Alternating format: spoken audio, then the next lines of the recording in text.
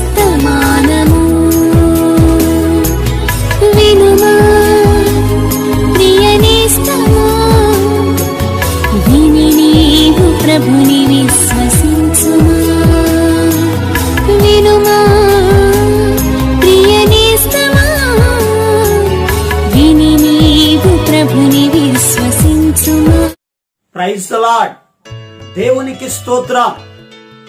అనుదిన మన్నా అనే ఈ ఆధ్యాత్మిక కార్యక్రమాన్ని వీక్షిస్తున్న ప్రియ సోదరి సోదరులారా, మన ప్రభువును రక్షకుడునైన యేసు క్రీస్తు అతి శ్రేష్టమైన నామములో మీ అందరికీ శుభాలు వందనాలు తెలియచేయుచున్నాను.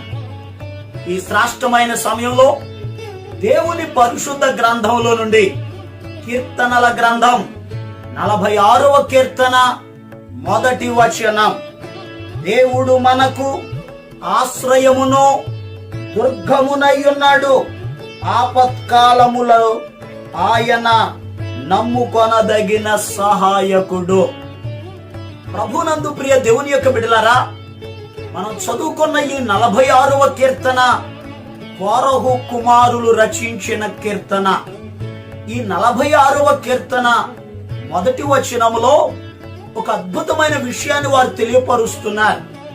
దేవుడు మనకు ఆశ్రయమును దుర్గమునయ్యున్నాడు. ఎందుకనగా ఈ భూలోకములో ఒక వ్యక్తి జీవితంలో ఆపద వచ్చినప్పుడు, కష్టకాలం వచ్చినప్పుడు, సమస్యలలో ఉన్నప్పుడు ఆ వ్యక్తికి ఆశ్రయము, దుర్గము, సహాయకుడు ప్రభువు మాత్రమే. ఆయనే సహాయకుడు. వాక్యం చెప్తుంది, మనుషుల సహాయము వ్యర్థము అని వాక్యంలో రాయబడి ఉంది. ఎందుకనగా కష్టకాలములో ఏ వ్యక్తి మనకు సహాయం చేయరు. ఆపత్కాలములో అందరూ మనకు దూరం అయిపోతారు. దైవజనుడైన యోబు గారు కూడా చెప్పారు, ఆయన ఆపద దినమందు, ఆయన కష్టకాలములో ఉన్నప్పుడు ఆయన స్నేహితులు, ఆయన బంధువులు ఆయనకి దూరం అయిపోయారు.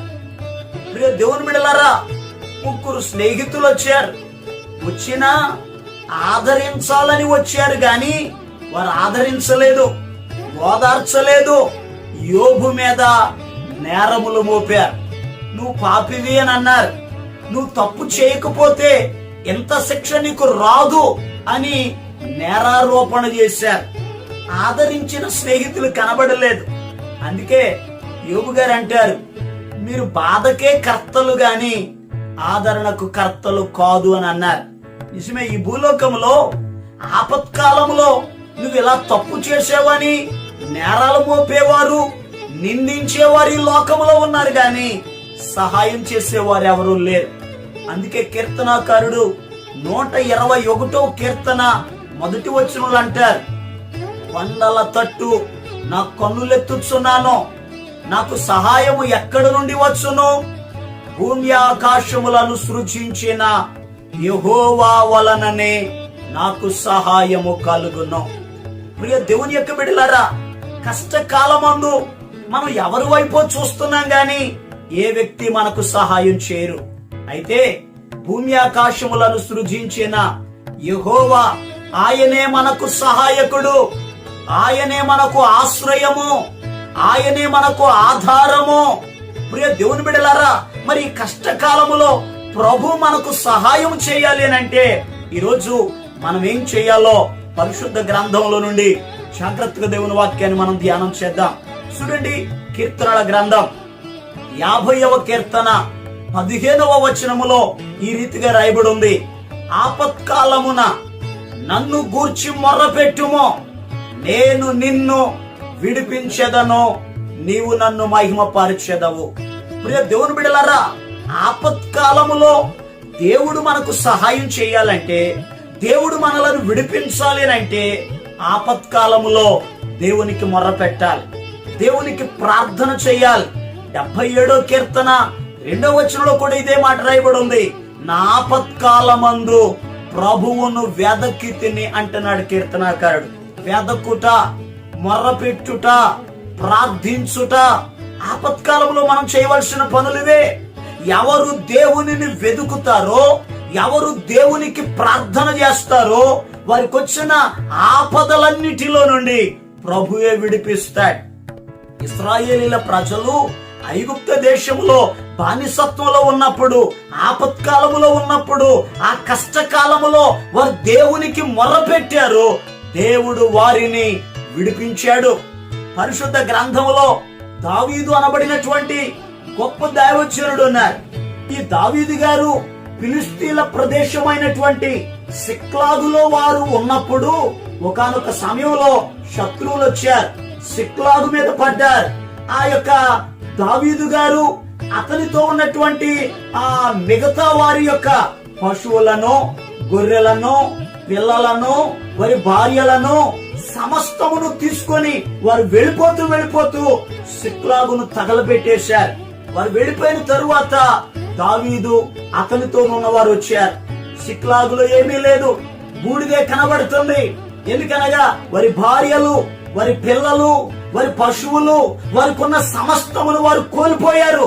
పరిశుద్ధ గ్రంథంలో రాయబడి ఉంది, ఏడ్చుటకు శక్తి లేనంతగా బిగ్గరగా ఏడ్చారు.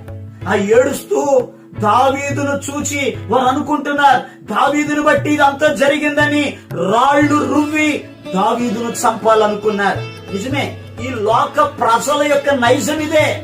కష్టకాలంలో మనకు సహాయం చేయడం కంటే మనలను దోషులుగా చిత్రీకరిస్తారు. ప్రియ దేవుని బిడ్డలారా, ఆ కష్టకాలంలో దావీదు తనతో ఉన్నవారు కూడా దావీదుకు శత్రువులుగా మార్చబడ్డారు. ప్రియ దేవుని బిడ్డలారా, ఆ సమయంలో దావీదు చేసిన పని ఏమిటో తెలుసా? దేవుని దగ్గర విచారణ చేయడం ప్రారంభించాడు.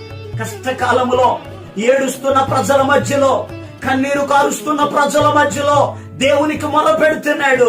నేను ఏదైతే కోల్పోయానో, ఏదైతే పోగొట్టుకున్నానో మరలా దానిని సంపాదించుకోవాలి అంటే ప్రభువా సహాయం చేయి, నన్ను ఏం చేయమంటావని దేవునికి ప్రార్థన చేయగా దేవుడే దావీదుకు సహాయం చేశాడు. ఏది పోగొట్టుకున్నాడో సమస్తాన్ని సంపాదించుకున్నాడు. ఈరోజు ఈ మాటలు వింటున్న ప్రియ దేవుని బిడ్డలారా, దైవజనుడైన దావీదు గారి లాగా మనం కూడా ప్రార్థన చేయాలి. ఇక రెండవ మాటను కూడా ధ్యానం చేద్దాం. ఆపత్కాలంలో మనం చేయాల్సిన పని ఏమిటి అని అడిగితే, పరిశుద్ధ గ్రంథంలో కీర్తనల గ్రంథం 18వ కీర్తన 18వ వచనం, ఆపత్కాలమందు వారు నా మీదికి రాగా యెహోవా నన్ను ఆదుకొనెను, విశాలమైన స్థలమునకు ఆయన నన్ను తోడుకొని వచ్చెను, నేను ఆయనకు ఇష్టుడను గనుక ఆయన నన్ను తప్పించెను. ప్రభునందు ప్రియ దేవుని బిడ్డలారా, భక్తుడైన దావీదు గారు కూడా ఆపత్కాలంలో ఉన్నారు. ఆ ఆపత్కాలంలో ఆయన అంటున్నారు, ఆపత్కాలమందు నా శత్రువులు నా మీదకి వచ్చారు, వారు నన్ను పగపట్టారు, ఏమైనా సరే నన్ను పడద్రోయాలని చూస్తున్నారు.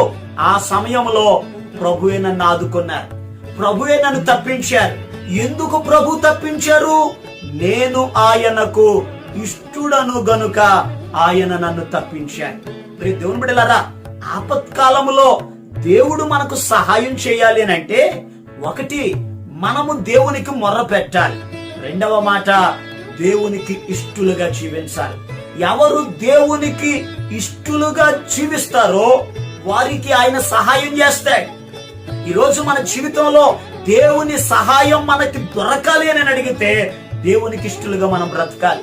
అపోస్తులైన పౌలు గారు అన్నారు, నేను దేహమందున్నానో దేహమును విడిచినను దేవునికి ఇష్టడునై ఉండవలెనని మిగుల అపేక్షించుచున్నాను అని అపోస్తులైన పౌలు గారు సెలవిచ్చారు. నిజమే ప్రియ దేవుని బిడ్డలారా, దేవునికి ఇష్టలుగా ఉన్నప్పుడే మన జీవితంలో అద్భుతాలు జరుగుతాయి. దేవునికి ఇష్టలుగా ఉన్నప్పుడే ఆ కష్టకాలంలో నుండి విడిపించబడతాం. పరిశుద్ధ గ్రంథంలో యేసుక్రీస్తు ప్రభువారు కొండ దిగి వచ్చుచుండగా ఒక కుష్ఠరోగి కష్టకాలంలో ఉన్నాడు. ఆయనకు వచ్చిన రోగమును బట్టి బంధువులు విడిచిపెట్టారు, స్నేహితులు విడిచిపెట్టారు, అన్నదమ్ములు విడిచిపెట్టారు, ఒంటరి వాడైపోయాడు. ఆ సమయంలో యేసయ్య దగ్గరకు వచ్చారు, ఆయనకు మ్రొక్కాడు, ప్రభువా నీకిష్టమైతే నన్ను శుద్ధునిగా చేయగలవని అడిగాడు. దేవుని బిడ్డలారా, యేసయ్య అన్నమాట నీవంటే నాకు ఇష్టమే, శుద్ధుడవు కమ్మని చెప్పగా తక్షణమే వాని కుష్ఠ రోగము శుద్ధి అయినని వాక్యంలో రాయబడి ఉంది. ప్రియ దేవుని బిడ్డలారా, ప్రభు ఆయన కష్టకాలంలో నుండి ఆయన్ని విడిపించడానికి కారణం అతడు యేసుక్రీస్తు ప్రభువుకి ఇష్టడుగా జీవించాడు. ఈరోజు మన జీవితాల్లో కూడా దేవునికి ఇష్టలుగా బ్రతికితే మనకొచ్చే ఆపత్కాలంలో దేవుడు మనకు సహాయం చేస్తారు, ప్రభు తప్పిస్తారు, ప్రభు మన జీవితంలో అద్భుతాలు చేస్తారు. ఆ రీతిగా దేవుని యొక్క సన్నిధిలో ఇష్టలుగా జీవిద్దాం, ప్రభుకి ప్రార్థన చేద్దాం, ప్రభు ఇచ్చే ఆశీర్వాదాలు పొందుకుందాం. ప్రభు ఈ మాటలను మన వినికిడిలో ఆశీర్వదించును గాక. ఆమేన్. ప్రభు మీకు సహాయం చేయనట్లుగా మీ కొరకు నేను ప్రార్థన చేస్తాను. తల వంచండి, కళ్ళు మూసుకోనండి, ప్రార్థనలు ఏకీభవించండి. మహాపరిశుద్ధుడును ప్రేమ కలిగిన మా పరమ తండ్రి నీకు వందనాలయ్యా.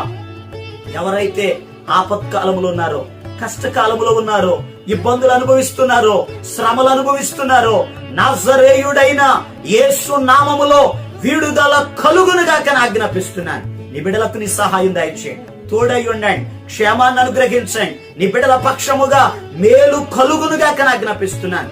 గొప్ప కార్యాలు జరిగించండి అయ్యా.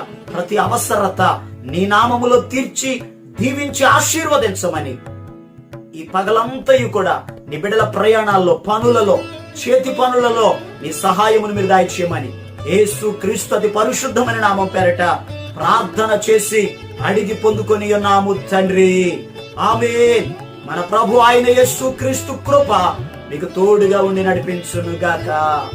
ఆమేన్. ఈరోజు పుట్టినరోజు మరియు పెళ్లి రోజు జరుపుకుంటున్న వారికి సీసలి మన్నా చర్చి తరపున మా కుటుంబ పక్షముగా మీకు శుభాలు తెలియపరుస్తున్నాం. May God bless you. దేవుడు మీకు తోడుగా ఉండి మిమ్మల్ని ఆశీర్వదించును గాక. దయచేసి గమనించండి, మీ కొరకును మీ కుటుంబం కొరకును దేవుడు మిమ్మలను అభివృద్ధి పరచాలని నిత్యము మేము ప్రార్థన చేస్తున్నాం. ఏమైనా ప్రార్థన అవసరతలు ఉన్న ఎడల ఈ స్క్రీన్ మీద కనబడుతున్న నెంబర్కి ఫోన్ చేసి తెలియపరచండి.